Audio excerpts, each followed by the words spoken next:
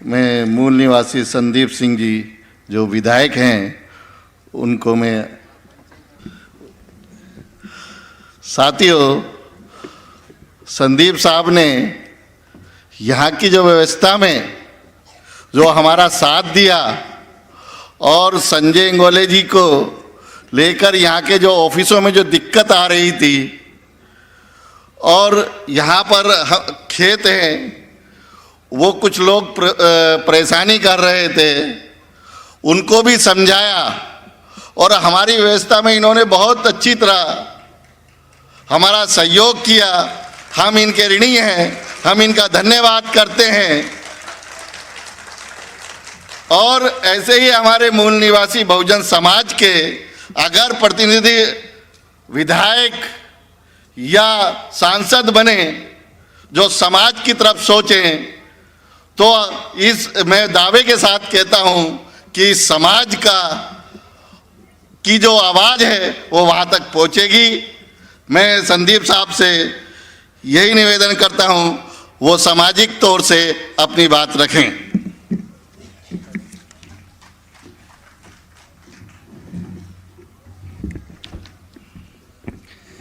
सबसे पहले मैं बहुजन समाज में पैदा हुए संतों गुरुओं को नमन करते हुए आभार प्रकट करता हूँ बामसेफ के कार्यकारिणी सहित उन तमाम साथियों का जिन्होंने इस लड़ाई को, इस कार्यक्रम को अंजाम देने के लिए हमारी धरती को चुना और मुझे भी अपनी नैतिक जिम्मेदारी का निर्वहन करने का मौका मिला। इसलिए मैं इस कार्यकारिणी का और सभी साथियों का आभार प्रकट करता हूं और सबसे ज़्यादा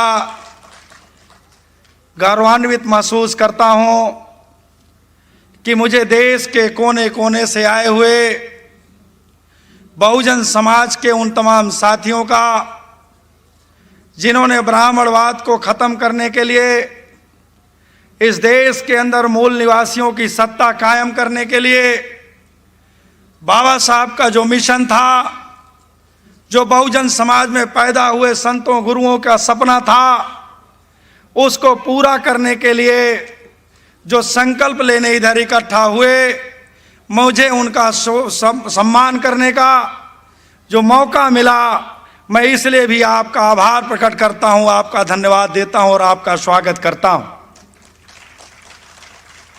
मुझे अच्छा लगा कि आपने इस मंच से मुझे आपका स्वागत करने का मौका दिया और एक महत्वपूर्ण विषय पर चर्चा करने के लिए एक राजनीतिक दल का कार्यकर्ता होने के बावजूद भी आपने मुझे मौका दिया। इसलिए मैं बामसेफ के कार्यकारिणी सहित सभी साथियों का विशेष रूप से आभार प्रकट करता हूं और उन्हें धन्यवाद देता हूं। मैं आपको अपना एक छोटा सा परिचय देना चाहता हूं कि मैं समाजवादी पार्टी का विधायक हूं, लेकिन साथियों, शायद आपको यहां बैठे तमाम साथियों को नहीं भी पता होगा और आज की इस राजनीतिक ताकतों के सामने इस तरह की व्यवस्था का मैं अंग हूं, इस बात पर विश्वास भी नहीं होगा, लेकिन मैंने पूरे चुनाव के अंदर किसी भी ब्राह्मणवादी व्यवस्था के साथियों के सामने वोट मांगने का काम पूरे जीवन में नहीं किया है। उसका सिर्फ एक कारण था कि मेरे मन में हमेशा एक बात रहती थी कि अगर मैंने इनके सामने वोट मांगने का काम किया तो वोट तो हमारे मूल निवासी देकर हमें विधायक बनाएंगे, लेकिन 5 साल ये मूल निवासियों का काम हमें करने से रोकेंगे। इसलिए मुझे इनके दरवाजे पर नहीं जाना चाहिए और मैं इनके दरवाजे पर वोट मांगने नहीं गया। आप हमारी कॉन्स्टिट्यूएंसी में जब घुसेंगे और अगर आप हमारी चर्चा करेंगे कि आपके अंदर विधायक कौन है, तो अगर मूल निवासी साथी मिलेगा तो चर्चा करेगा कि हमारे बीच का बेटा है, लेकिन अगर ब्राह्मणवादी साथी मिलेगा तो कहेगा वो तो ब्राह्मणों का बहुत बड़ा दुश्मन है, वो कोई विधायक नहीं है, वो तो दुश्मन है ब्राह्मणों का। ये बात साथियों में अपनी तारीफ में नहीं कह रहा हूं, मैं इसलिए कह रहा हूं कि हमको अब इससे सबक लेना चाहिए। हमारे साथियों ने तमाम बिंदु रखे। कल मुझे आपके बीच में आना था, लेकिन कुछ कार्यक्रम की वजह से नहीं आ पाया। मैंने आपसे निवेदन किया, आपने आज मुझे मौका दिया है। मैं लंबी बात नहीं करूंगा, मैं आपसे अपने आप को संबद्ध करते हुए केवल आपसे अपने अनुभव का आग्रह करूंगा कि आज लड़ाई में हम बहुत देर होती जा रही है। जिस लड़ाई को अब तक मंजिल पर पहुंचनी चाहिए, आजादी के 75 सालों में साथियों सोचो, जिस संविधान की बात हम करते हैं, जिस संविधान को गांव में हम ले जाने की बात करते हैं, इस संविधान के खिलाफ, इस संविधान को देश में लागू होने का मौका ना मिले, ऐसा संविधान देश में ना बने, इसके पहले भी भारतीय जनता पार्टी की जो संस्था है, जो आरएसएस के लोग हैं, जो ब्राह्मणवादी व्यवस्था के लोग हैं, उन्होंने इस प्रयास किया था कि जब इस देश के अंदर सनातनियों का संविधान है, शंकराचार्यों का संविधान है, तो वैसे संविधान की जरूरत क्या है। लेकिन आभार प्रकट करता हूं अपने महापुरुषों का, नमन करता हूं ऐसे महापुरुषों का, खास तौर से बाबा साहब डॉक्टर अंबेडकर का, कि जिन्होंने संघर्ष करके आपको एक बेहतर संविधान देने का काम किया। लेकिन जब जब मौका मिला इस देश के अंदर ब्राह्मणवादियों को सरकार चलाने का, सबसे ज्यादा अगर किसी ने हमला किया तो हमारे संविधान पर किया।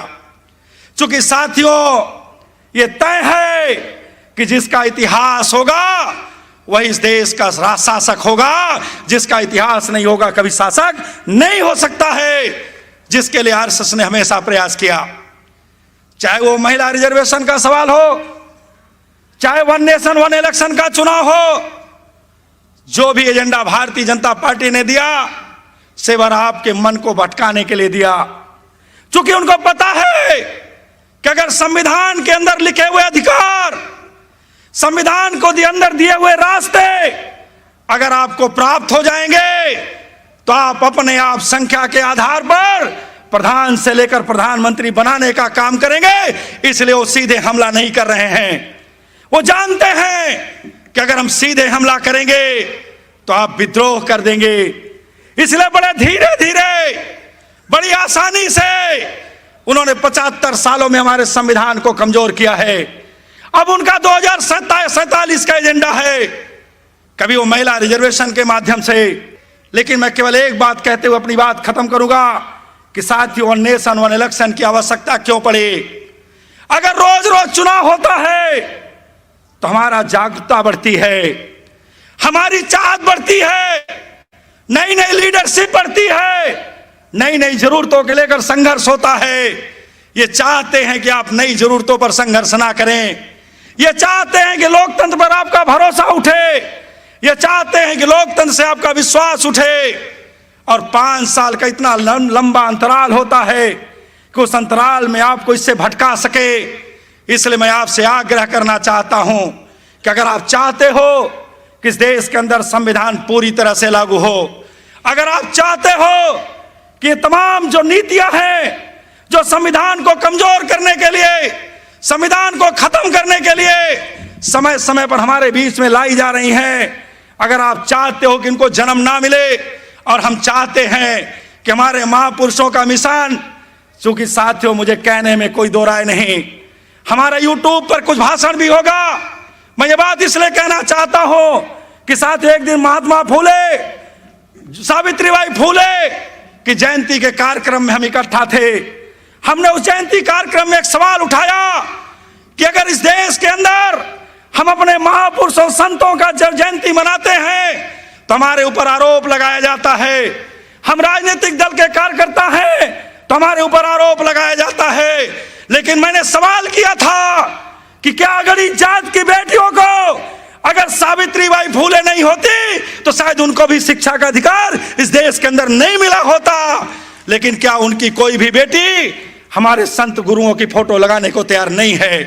तो अगर इतना झगड़ा इस देश के अंदर है तो हम ब्राह्मणवादी व्यवस्था के पोषक क्यों हैं? हम उनके अनुयायी क्यों हैं? हम उनके बताए हुए रास्ते पर क्यों चलना चाहते हैं? इसलिए हम आपसे आग्रह करना चाहते हैं कि हमारा संविधान पूरी तरह से पूर्ण है। जिस दिन इस देश के अंदर संविधान लागू होगा, निश्चित रूप से देश के अंदर गांव में रहने वाले हर व्यक्ति को सम्मान और अधिकार मिलेगा। इसलिए हम उसी संविधान का सम्मान करने के लिए हम बाबा साहब डॉक्टर अंबेडकर के मिशन को, जिन्होंने संविधान के रूप में इस देश को दिया है, उसको पूरी तरह से लागू करने के लिए हम आपके बीच में संकल्प लेते हैं कि जब तक हम जिंदा रहेंगे, हम राजनीतिक दल में जरूर हैं, लेकिन हम संविधान के साथ कोई समझौता नहीं करेंगे। इस बात का भरोसा दिलाते हुए, इस लोकतंत्र में आस्था की जताते हुए, आपके मिशन पर आगे बढ़ने का संकल्प लेते हुए और पुनः आए हुए साथियों से क्षमा चाहते हुए कि अगर हमसे आपके सहयोग में कोई कमी हो गई होगी, कोई त्रुटि हो गई होगी, तो निश्चित रूप से आप क्षमा करेंगे और जो मेरी नैतिक जिम्मेदारी थी उसका मैंने निर्वहन करने का प्रयास किया। आप सबका पुनः सा आभार, बहुत बहुत धन्यवाद। खास तौर से जो आयोजक साथी इधर इकट्ठा थे उनका विशेष रूप से आभार। उनका बहुत अच्छा सानिध्य मुझे मिला है। मैं भविष्य में भी आपके कार्यक्रमों में शामिल होने का न्योता मांगते हुए, आशा करते हुए कि भविष्य में भी आप हमें अपने कार्यक्रमों में शामिल करने का काम करेंगे। बहुत बहुत धन्यवाद। जय भीम, जय मूल निवासी, जय संविधान।